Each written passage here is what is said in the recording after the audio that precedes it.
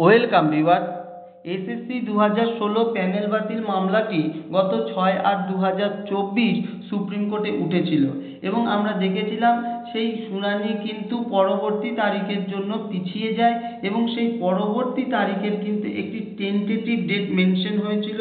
সেটি কত ছিল না 13/8/2024। কিন্তু এখন কিন্তু সেই টেন্টেটিভ ডেট আর কিন্তু আপডেটেড দেখাচ্ছে না, কার্যত সেই টেন্টেটিভ ডেট কিন্তু ডিলিট দেখাচ্ছে এবং এই ডিলিট হওয়ার কারণ কি তা এখনো বোঝা যাচ্ছে না। তাই এতে কিন্তু খুব একটি আশঙ্কাজনক যে এই টেন্টেটিভ ডেট কেন ডিলিট হয়ে গেল।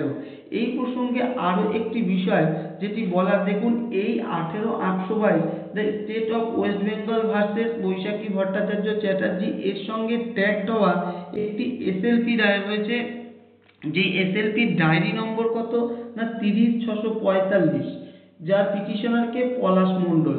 এই পলাশ মণ্ডল ভার্সেস বৈশাখী ভট্টাচার্য চ্যাটার্জি এই ডায়েরি নাম্বারে কিন্তু একটি এসএলপি রায় রয়েছে এবং এই এসএলপিটি কিন্তু গ্রান্ট হয়েছে এবং সেই এসএলপির যে পিটিশনার প্রায় 188 জন পিটিশনারে কিন্তু এখানে নাম আছে। দেখুন এই পলাশ মণ্ডল থেকে শুরু করে পলাশ মণ্ডল, জিনাত আফরিন, কার্তিক সাউ, এইভাবে মোট 188 জন কিন্তু এখানে পিটিশনার হিসেবে উল্লেখ আছে আমরা দেখতে পাচ্ছি। এবং এই 188 জন পিটিশনারের যে এসএলপি তার টেন্টেটিভ ডেট কিন্তু এখানে আপডেটেড দেখাচ্ছে। দেখুন আমরা এখানে দেখতে পাচ্ছি 10/9/2024 হিসেবে কিন্তু tentative case may be listed on এইরকমভাবে কিন্তু আপডেটেড আছে।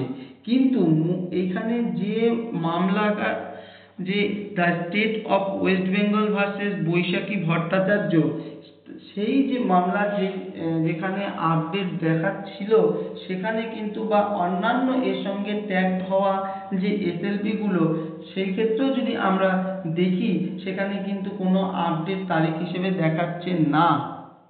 তাই এই যে টেন্টেটিভ ডেট যেটি আপডেটেড ছিল তা এই ডিলিট হয়ে যাওয়া কিন্তু একটা আশঙ্কাজনক বা সন্দেহজনক হিসেবে কিন্তু মনে হচ্ছে। ধন্যবাদ।